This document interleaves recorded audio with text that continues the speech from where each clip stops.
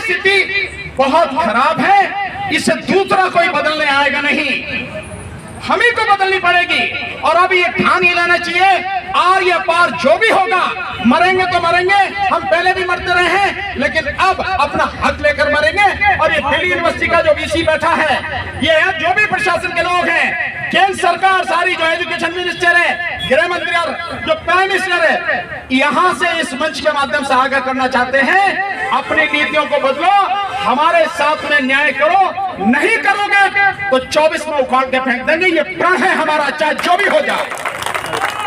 5% है ये ठाकुर बामन और बनिए जनरल, जिनको कहते हैं 72 साल से राज कर रहे हैं। मैं उनको कह के आए, एक लाइन में तुम खड़े हो गए तो इनको ये धरती मध्य प्रदेश के भागने के लिए कम पड़ जाएगी।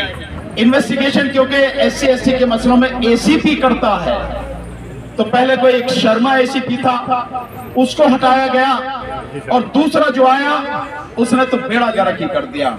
और मैं कहता हूं अगर कहीं मिल जाए तो उसके कपड़े फाड़ने में कसर मत छोड़ना कि वो हमारे अंदर का भेड़िया है, वो हमारे ही समाज का आदमी है। केशव नाम है उसका। पिछली बार जब हाईकोर्ट में ये डेट लगी थी कैंसिलेशन के लिए, तो हम लोग सब हाईकोर्ट में थे, उसी ने कहा, कोर्ट में कहा, कोर्ट की ऑर्डर शीट में लिखा है ये कि हम उन्हें अरेस्ट नहीं करेंगे, किसी तरह की हम कोई उनके खिलाफ कार्रवाई नहीं करेंगे, ये कोर्ट में कहा उसने। तो हमारा ही आदमी ACP होके हमारे ही खिलाफ अन्याय करता हो, क्या उनको दंड मिलना चाहिए? मैं समझता हूं भंती जी ने जैसा कहा कि ये जो आपके MLA MP बैठे हैं, जबकि अब आए आपके बीच में वोट मांगने, तो इनकी चड्डी तक उतार लो। ऐसे इन अधिकारियों की भी हमें दुर्गत करनी होगी, सामाजिक बहिष्कार करना होगा, तभी इनको भी अकल आएगी। लेकिन प्रशासन ये ना समझे, पुलिस प्रशासन ये ना समझे कि अगर तुमने चार्जशीट फाइल करवा ली चालाकी से और अरेस्ट नहीं किया तो बाकी कोई कार्रवाई नहीं होगी। निश्चित रूप से होगी, उस ACP के खिलाफ तो होगी ही होगी, औरों के खिलाफ भी होगी, जो लोग इनको बचाने में लगे हैं, प्रिंसिपल को, रजिस्ट्रार को। तो बेईमान एक नहीं है, सारे एक ही नस्ल के हैं। वो भी RSS का आदमी है, ये सब भी बैठे हुए RSS के आदमी हैं। देश की सभी यूनिवर्सिटियों में 99% RSS के आदमी बैठा रखे हैं लोगों ने।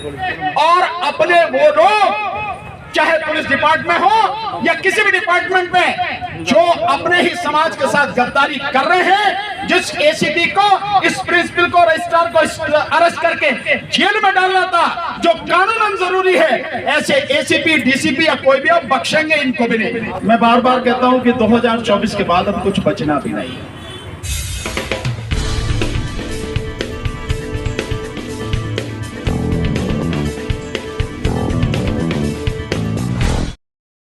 तो जय भंते जी,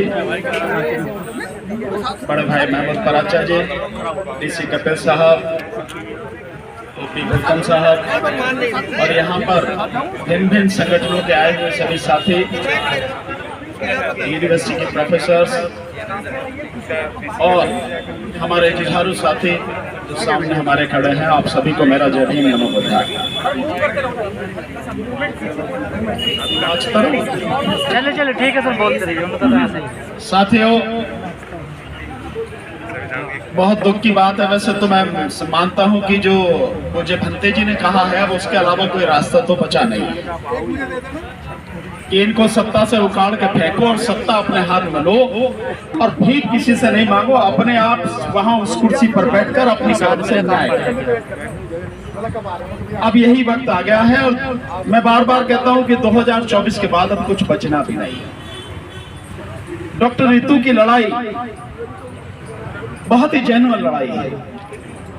दिल्ली यूनिवर्सिटी में, जो सेंट्रल की यूनिवर्सिटी है और देश की राजधानी में है, वहां अगर इतनी गंदी मानसिकता के लोग प्रिंसिपल बने हुए हैं, जो जाति के नाम पर अत्याचार करते हैं, अन्याय करते हैं, और फिर भी उनके खिलाफ कोई कार्रवाई नहीं होती है, इससे बड़ी दुखद बात क्या होगी। जिस तरह से महमूद भाई ने संघर्ष करके अदालत के माध्यम से FIR कराई, इन्वेस्टिगेशन क्योंकि SC ST के मसलों में ACP करता है, तो पहले कोई एक शर्मा एसीपी था, उसको हटाया गया, और दूसरा जो आया उसने तो बेड़ा गर्क ही कर दिया।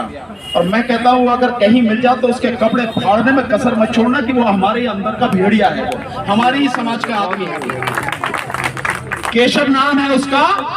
पिछली बार जब हाईकोर्ट में ये डेट लगी थी कैंसिलेशन के लिए, तो हम लोग सब हाईकोर्ट में थे।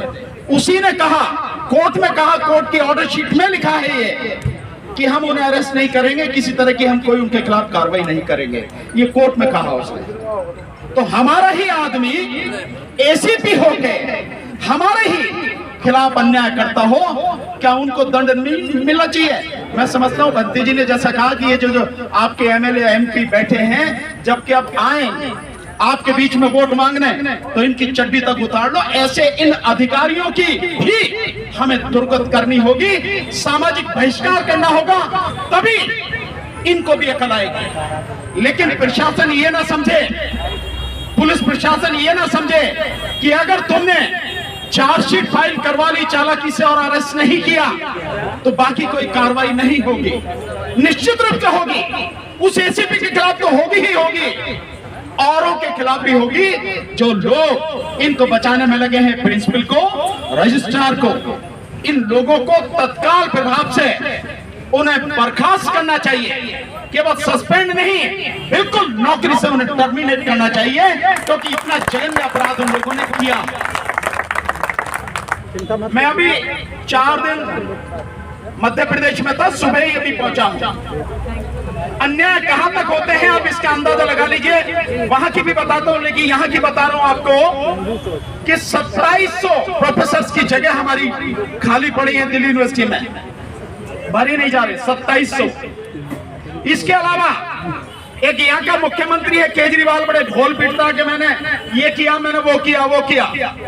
उसी केजरीवाल ने सरकारी स्कूल, 50 सरकारी स्कूलों को मर्ज कर दिया, और वही केजरीवाल कहता है कि 4 लाख बच्चे प्राइवेट स्कूलों से निकल के सरकारी स्कूलों में आ गए। जब सरकारी स्कूलों में आ गए तो सरकारी स्कूलों की संख्या हमें ज्यादा चाहिए या उनको मर्ज करके आप कम कर रहे हो? इसी से उसकी बेईमानी आप समझ सकते हो। तो बेईमान एक नहीं है, सारे एक ही नस्ल के हैं। वो भी आरएसएस का आदमी है, ये सब भी बैठे हुए आरएसएस के आदमी हैं। देश की सभी यूनिवर्सिटियों में 99% आरएसएस के आदमी बैठा रखे हैं। हमारी लड़ाई बहुत बड़ी है, बहुत लंबी है। हमारी शिक्षा को खत्म किया जा रहा है, हमारे जो लोग शिक्षक हैं, प्रोफेसर हैं, उनको लगातार परेशान किया जा रहा है। सबको मिलकर लड़ाई लड़नी है साथियों, किसी एक की नहीं है। कोई एक बचेगा नहीं। कोई समझता हो कि एससी है उसी पे गाज गिर रही है, नहीं। एससी, एसटी, ओबीसी और माइनॉरिटी सभी इनके निशाने पर हैं। मैंने अभी जो आपको बात बताई कि मैं 4 दिन से वहां पे था मध्य प्रदेश में, अभी आया हूं सुबह। मध्य प्रदेश में बड़ी मजेदार बात हुई है, जरा सुने इसको भी। राज्य सरकार ने 1 लाख भर्तियां निकाली हैं। ओबीसी की कितनी होती है आरक्षण के हिसाब से? 27,000।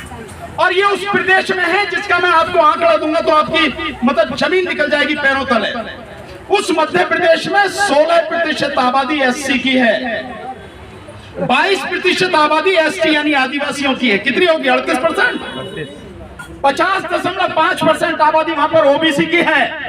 कितने हो गए? 88.5%। 6.5% आबादी वहां पर मुस्लिम्स की है। कितने हो गए? 95%। 5% है ये ठाकुर, बामन और बनिए जनरल, जिनको कहते हैं 72 साल से राज कर रहे हैं। मैं उनको कह के आए, एक लाइन में तुम खड़े हो गए तो इनको ये धरती मध्य प्रदेश के भागने के लिए कम पड़ जाएगी। तो कितना आरक्षण होना चाहिए वहां पे? भाई जब 5% लोग हैं, 5% लोग को 50.5% और 10% आर्थिक आधार पर 60% आरक्षण आप दे रहे हो, होना कितना चाहिए 5% को? केवल 5%। न्याय तो यही है, लेकिन उस सब के बावजूद भी उनकी नियत कितनी खराब है इसको देखें। 1 लाख भर्तियां निकाली हैं, 27,000 ओबीसी की भर्तियों में से 14,000 भर्तियों को रोका जा रहा है कि इनको हम बंद करके रखेंगे, बाद में देखेंगे इनका क्या करना। किस आधार पर रोकोगे आप? तो अन्याय आपके साथ एक जगह नहीं है, कई जगह है। अभी जैसा मेघवाल का बताया राजस्थान में अभी हुई है 3 दिन पहले घटना, ये आपके इटावा जिले में, वहां भी एक ठाकुर ने एक जो हमारे एससी समाज के बच्चे को मारा और अब उसकी मौत हो गई है, वहां पे जब उन्होंने लाश लेके उसको बर्खास्त करने की बात की तो पुलिस ने बुरी तरह से उन पर लठ बजाया।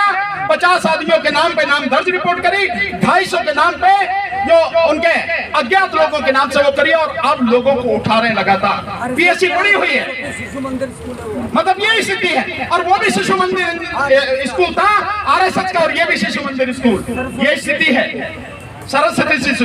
तो हमारी स्थिति बहुत खराब है, इससे दूसरा कोई बदलने आएगा नहीं, हम ही को बदलनी पड़ेगी। और अब ये ठान ही लेना चाहिए, आर या पार जो भी होगा, मरेंगे तो मरेंगे, हम पहले भी मरते रहे हैं, लेकिन अब अपना हक लेकर मरेंगे। और ये दिल्ली यूनिवर्सिटी का जो वीसी बैठा है, ये है जो भी प्रशासन के लोग हैं, केंद्र सरकार सारी, जो एजुकेशन मिनिस्टर है, गृह मंत्री और जो प्राइम मिनिस्टर है, यहां से इस मंच के माध्यम से आगाह करना चाहते हैं, अपनी नीतियों को बदलो, हमारे साथ में न्याय करो, नहीं करोगे तो 24 में उखाड़ के फेंक देंगे, ये प्रण है हमारा, चाहे जो भी हो जाए। तो साथियों, इसी के साथ मैं अपनी बात खत्म करूंगा, लेकिन आपसे विनम्र निवेदन करूंगा, जब भी ऐसी लड़ाई हो साथियों, लड़ने के लिए जब तक आंदोलन चले तब तक खड़े रहना चाहिए उसी जगह पर, भागना नहीं चाहिए, कभी इधर चले गए कभी उधर चले गए, ये काम हमारा नहीं, लड़ाई ऐसे नहीं होती। मैदान में जब आ गए तो जब तक आर पार नहीं फैसला नहीं हो जाता तब तक काहे को मैदान छोड़ना है, मैदान में ही रहना है।